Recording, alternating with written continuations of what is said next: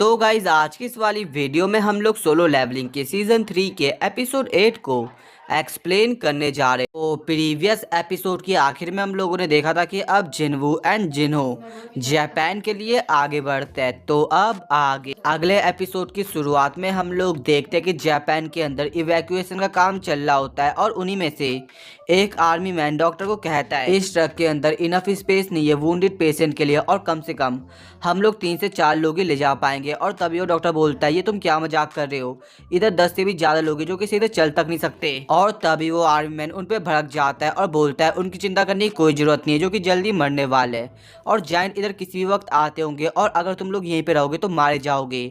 और फिर वो डॉक्टर बोलता है मेरी वाइफ और मैंने प्रॉमिस किया कि हम लोग आखिर तक यहाँ पर रहेंगे। लेकिन तभी उस जगह जायंट्स अपेयर हो जाते हैं और जो आर्मी की फोर्सेस होती है वो उन पर फायर कर रही होती है, लेकिन उनके छोटे मोटे हमले उस जायंट पर काम नहीं करते। और जब वो जायंट डॉक्टर पर हमला करता है तभी उस जगह वही आर्मी मैन आ जाता है जो कि पहले उन पर भड़का हुआ था उन्हें बचाने के लिए। इसके बाद अचानक से कहीं से शैडो अपेयर होती है जो कि उस जायंट पे लग जाती है जो कि उन डॉक्टर पर हमला कर रहा था, जिससे वो दूर जाके गिरता है। और ये जो काम होता है वो होता है जीमा का, जिसका मतलब यही होता है कि संग जिन्हो की आर्मी सही वक्त पे जापान के अंदर पहुंच चुकी है। इसके बाद हम लोग एक बिल्डिंग को देखते हैं जिसके ऊपर से कुछ लोगों के ऊपर पत्थर गिर रहा होता है, बट सही वक्त पे जिन्हो आता है और उन्हें बचा देता है। और जिन्हो बोलता है कि मैं यहाँ पर रहकर लोगों की हेल्प करूंगा इवैक्यूएट करने में। और जिन्हो से बोलता है चल कोई बात नहीं ठीक है। एंड देन अब हम लोग जीमा को देखते हैं जो कि एक जायंट को पेल के रख देता है और फिर जिन्हो जीमा के ऊपर चढ़ता है और दूसरे जायंट को अपने डैगर से काट के रख देता है। उसके बाद सीन चेंज होता है और हम लोग मैरीलैंड यूएसए को देखते हैं जहाँ पे जो कुछ हंटर्स होते हैं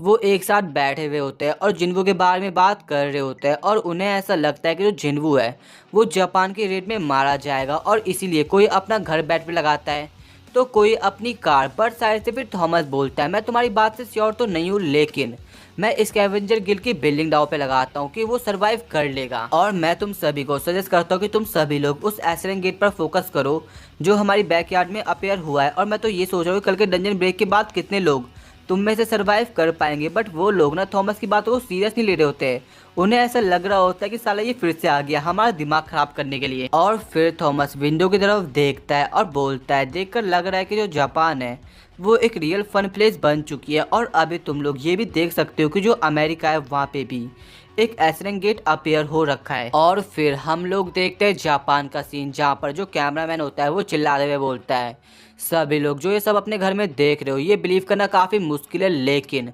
जो संग जिन्हो के समन बीस्ट है वो जायंट्स को टेक डाउन कर रहा है। और अभी इस फाइट को देखकर ऐसा लग रहा होता है कि जो संग जिन्हो की शैडो आर्मी है वो इस फाइट में डोमिनेट कर रही है। और अभी जिन्हो के सामने बीस्ट का ढेर पड़ा हुआ होता है और फिर वो बोलता है अराइज। उसके बाद सीन चेंज होता है और हम लोग देखते हैं जापान के हेडक्वार्टर को जहाँ पर जो वहाँ के लोग होते हैं वो मासुमोटो को बताते हैं सर जो नागोया है वो फिर से ले लिया गया है और जो सभी चीज़ें होती है ना वो धीरे धीरे उनके फेवर में आ रही होती है। और ये सुनकर मासुमोटो भी काफ़ी चौंक जाता है और अपने मन में सोचता है गोटो सही बोल रहा था, जो वो आंखें थी वो मैंने पहली बार एयरपोर्ट में देखी थी। और यहाँ पर ना वो संग जिन्हो की बात कर रहा होता है और अपने मन में सोचता है मैं अपनी लाइफ में काउंटर हंटर से मिल चुका हूँ लेकिन कोई भी उसके आसपास तक नहीं आता। और जब पहली बार मासुमोटो जिन्हो से मिला था ना तो उसने नर्वस होते हुए उसे बोला था आपसे मिलकर खुशी हुई, लेकिन अभी हम लोग इमरजेंसी सिचुएशन में हैं और इसीलिए मेरे को माफ़ कीजिएगा क्योंकि हम लोग सीधे मुद्दे पे आ रहे हैं। जो जायंट्स है वो इधर की तरफ आ रहे हैं जैसा हमने बताया था, so please focus on your defence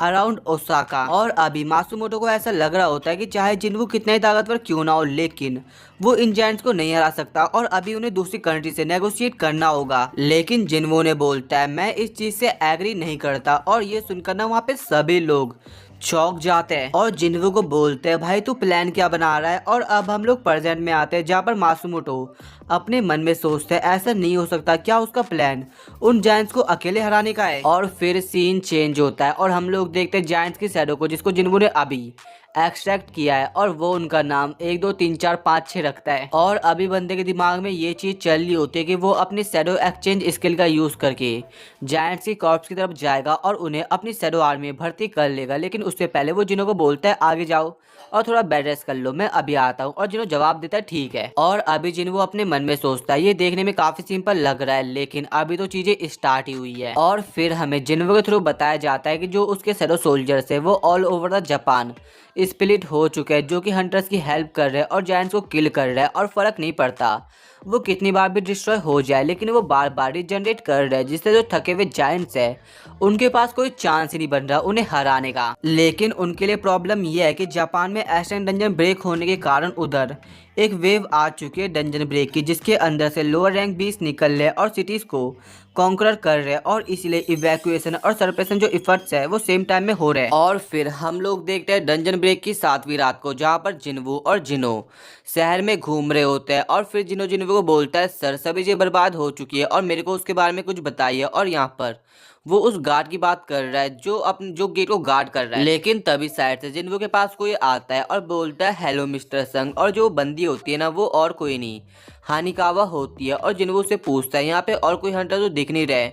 तो हानिकावा जवाब देती है हाँ टोक्यो में और कोई हंटर्स नहीं है मेरे को छोड़ के। और जो इस पॉइंट पे टोक्यो में डैमेज हुआ है उसे हम असिस्ट तक नहीं कर सकते। और अभी यहाँ से जायंट्स स्पॉन्ड हो रहे हैं और पूरे रीजन में फैल रहे हैं। और अब हानिकावा जिन्वो को वो सब बताते हैं जो भी उनके साथ हुआ है। और इसके अंदर ये भी इंक्लूड होता है कि जो 3 एस रैंक हंटर्स है वो मारे गए, जिसके अंदर अपना यूरी भी इंक्लूड है। और फिर जिन्वो बोलता है चलो ठीक है तो फिर मैं इस बड़े वाले को संभालता हूँ। एंड अब जल्दी हम लोग जिन्वो और उस बड़े से जायंट की फाइट देखने वाले। बट उससे पहले जिन्वो अपने मन में सोचता है जो ये सिटी है उसमें आग नहीं लगी हुई, ये सब तबाही है जो कि देखने में डीमन कैसल की तरह लग रहा है। और अगर ये बर्बाद सिटी डीमन कैसल का हिंट दे रही है जो कि सिस्टम के द्वारा है, तो जो आर्किटेक्ट है वो एक्चुअली में मेरे को क्या बताने की कोशिश कर रहा था। और अभी बंदे को ऐसा लग रहा होता है कि जो डीमन कैसल की झलक है वो एक फोर्स रहेंगे एक सर्टेन इवेंट के बारे में जो फ्यूचर में होने वाला है। बट चाहे फ्यूचर में कुछ भी हो जाए वो उसे रोकेगा और इसीलिए तो वो इतना ताकतवर बनना है और उसने इतनी ट्रेनिंग करी है। और अब जिन्वो हानिकावा को बोलता है चलो शुरू करते हैं। और फिर हानिकावा बोलती है अभी दूसरे हंटर्स नहीं आए।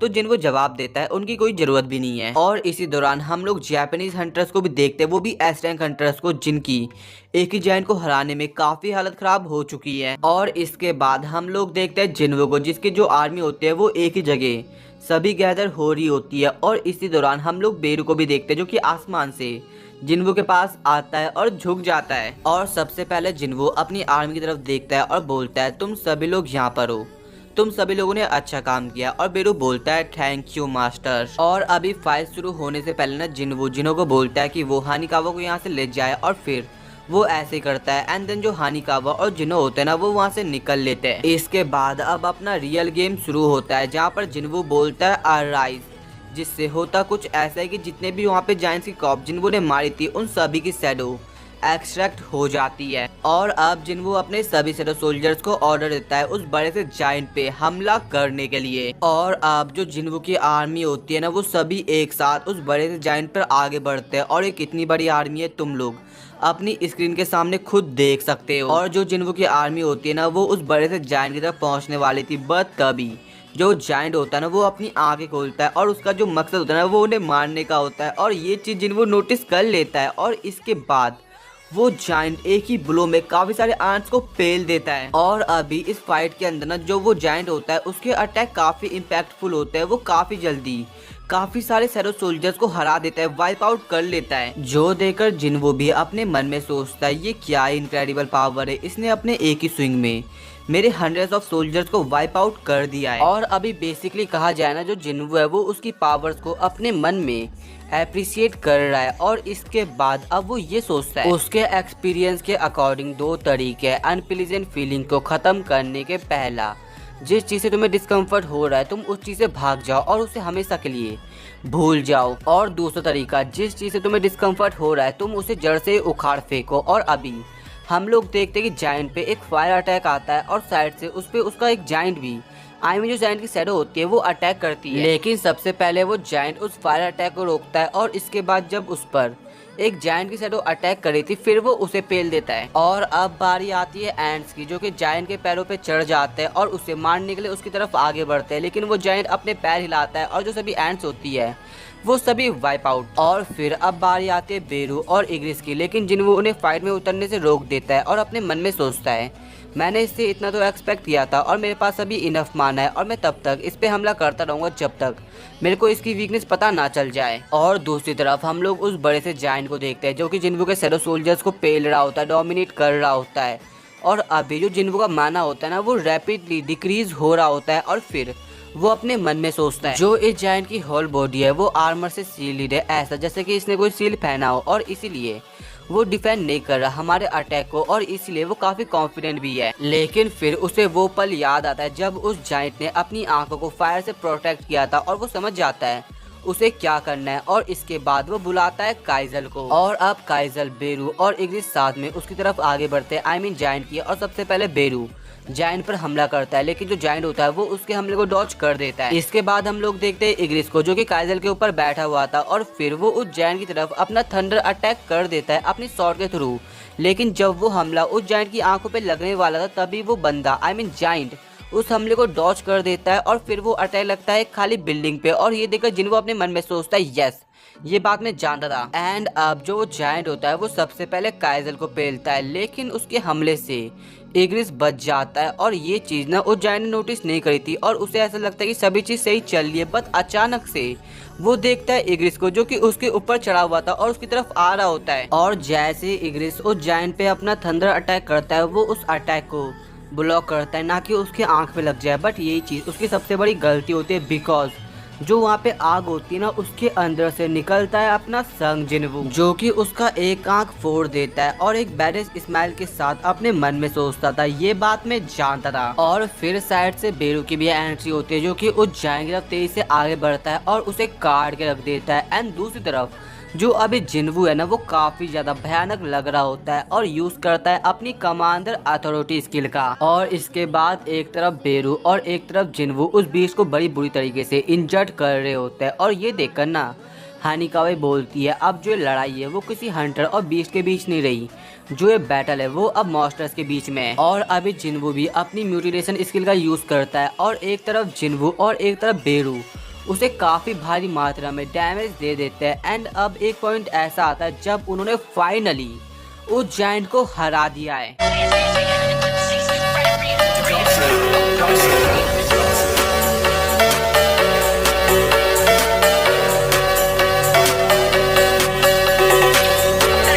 और अभी जिन्वू के पास नोटिफिकेशन आता है कि आपने अपने एनिमी को डिफीट कर दिया है और फिर उसका लेवल अप होता है। और अभी जिन्वू नोटिस करता है कि उसके पास ये नोटिफिकेशन नहीं आया कि आपने इस डंजन के ओनर को हरा दिया है, जिसका मतलब यही होता है उसके नजरों में कि जो ये रेड है वो अभी खत्म नहीं हुई। इवन जो जायंट होता है ना उसकी शैडो भी बंदा एक्सट्रैक्ट नहीं कर पाता है। लेकिन अचानक से जिन्वू को कुछ सेंस होता है और तभी वो जिनों को अपने पास आने से मना कर देता है, रोक देता है। और जिनों की फर्जी होती है भाई ये क्या करना चाहता है। लेकिन फिर जायंट के अंदर से एक बंदा, आई मीन एक शैडो सोल्जर निकलता है जो कि और कोई नहीं बेरू होता है, जो कि जिन्वू बोलता है मेरे किंग ये मैं हूँ। जो देखकर जिन्वू बोलता है ओह अच्छा ये तुम हो। लेकिन वो अपने मन में सोचता है कि जो ये जायंट है वो मर चुका है, लेकिन इसका माना इनफ है बेरू की प्रेजेंस को हाइड करने के लिए। इसके बाद जो गेट होता है ना उसके अंदर से अलग ही ऑरा बाहर निकल रहा होता है, और ये चीज ना वहाँ पे सभी लोगों के होश उड़ा देती है। और फिर जिन्वू जो सामने से माना स्टॉर्म आ रहे थे ना उसको ब्लॉक करता है अपने हाथों का यूज करके। और इस माना स्टॉर्म को देखकर ना बंदे को जिनों की भी चिंता हो जाती है, और फिर वो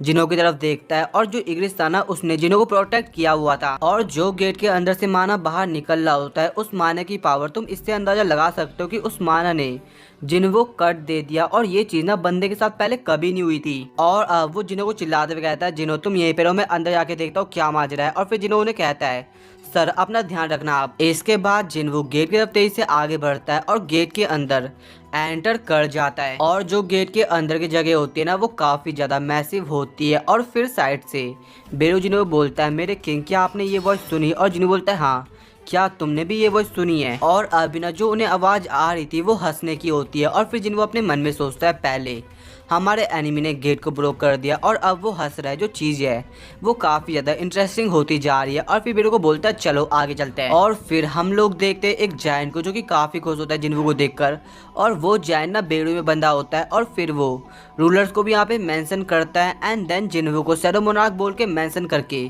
वेलकम करता है। और अब वो जिन्वू को बोलता है मेरे को इन चैन से फ्री करो, मैं जानता हूँ रूलर्स का क्या प्लान है और मेरे को ये बात दूसरे मोनार्क्स को इन्फॉर्म करनी है। लेकिन जब वो जिन्वू को ध्यान से देखता है ना तो वो चौंक जाता है और बोलता है तुम तो वो नहीं हो जिसको मैं जानता था। और अब जिन्वू से बोलता है क्या है तुम्हारी हालत रूलर्स या जो भी तुम उसे बुलाते हो उन्होंने किया है? तो वो जैन जवाब देता है उन्होंने केवल मेरा इस्तेमाल किया है एज अ स्टेपिंग स्टोन और अभी जल्दी एक वॉर होने वाली है। और उसकी बातें सुनकर ना जिन्वू भी ये सोच में पड़ जाता है कि वो काफ़ी सारे बीच से बात कर चुका है लेकिन कोई भी अपने ओरिजिन्स को और चीज़ों को ऐसे नहीं समझा पाया है। और फिर वो उसे बोलता है वैसे तुम मेरे को ये बताओ कि जो ये रूलर्स है वो है कौन? तो जायंट जवाब देता है they are the long time enemies for the monarchs. और जिन्वू को ऐसा लगता है कि अगर ये लोग मोनार्क से एनिमी है जिसका मतलब यही होता है कि वो लोग मेरे भी एनिमीज है। एंड देन वो जायंट को बोलता है क्या उन्होंने तुम्हें यहाँ पे बांधा हुआ है? तो वो बीस्ट जवाब देता है यस, और मैं भी एक मोनार्क हूँ और जो सभी मोनार्क और रूलर्स है वो तुम्हारे पीछे पड़े हुए हैं और तुम्हारे पास इतनी ताकत नहीं है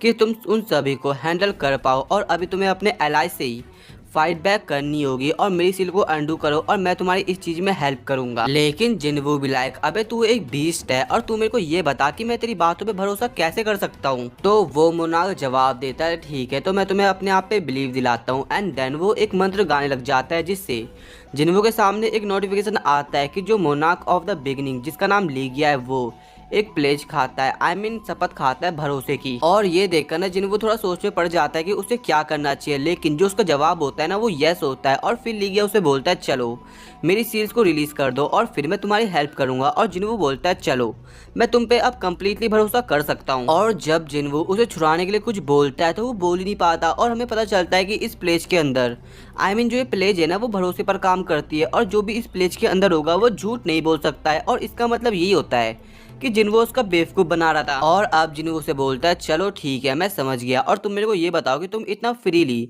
बात कैसे कर पा रहे हो दूसरे मैजिक बीस्ट को छोड़ के? जो सुनकर लीगिया कंफ्यूज हो जाता है लेकिन जिन्वू उसे एक्सप्लेन करता है वो मॉन्स्टर जो कि गेट से बाहर निकलते हैं। और फिर लीगिया जवाब देता है ओ तो तुम्हारे कहने का मतलब है डंजन ऑफ केओस, लेकिन इसके बदले में तुमसे एक सवाल पूछना चाहता हूँ कि तुम कैसे डंजन ऑफ केओस और मोनार्क्स को सेम प्लेस पे रख सकते हो? और अभी तुम लोग ऐसा समझ सकते हो कि जो सभी बीस्ट और मॉन्स्टर्स है वो वॉर से बचने वाले सर्वाइवर्स है जिसे रूलर्स अर्थ में भेज रहे हैं। और फिर जिन्वू से बोलता है क्या तुम उन्हीं सोल्जर्स की बात कर रहे हो जिन्होंने सिल्वर आर्मर पहना हुआ होता है और उनकी बैक्स में विंग्स होती है? और फिर लीगिया जवाब देता है यस, वो सभी लोग रूलर्स के सोल्जर्स है। और अभी जिन्वू के दिमाग में एक सवाल चलता है क्यों जो सभी रूलर्स है वो अर्थ में बीस्ट को सेंड कर रहे हैं। और इसी के साथ में जो अपना एपिसोड है वो खत्म हो जाता है। और आज के एपिसोड के अंदर हम लोगों ने देखा कि जो जापान के अंदर एसरेंग गेट का कहर था ना उसे जिन्वू ने सॉल्व कर दिया है। और अभी धीरे धीरे जो जिन्वू है ना उसे अपने ओरिजिन के बारे में पता चल रहा है। लेकिन अभी हमें बस यही दिखाया गया है कि जो सभी मोनार्क्स और रूलर्स है वो जिन्वू के पीछे पड़े हुए, लेकिन क्या रीज़न है जिन्वू के पीछे उन्हें पड़े रहने का वो हमें नहीं बताया गया अभी। और गाइज अगर तुम सभी को पता है कि जो सभी मोनार्क्स और जो रूलर्स है वो जिन्वू के पीछे क्यों पड़े हुए हैं तो कमेंट में बता देना। लेकिन आगे चल के हमें ये बात तो पता चल ही जाएगी। और इसी के साथ ही अगर तुम्हें आज की वाली वीडियो पसंद आई हो तो वीडियो को लाइक, चैनल को सब्सक्राइब एंड इस वाली वीडियो को अपने दोस्तों के साथ शेयर कर देना।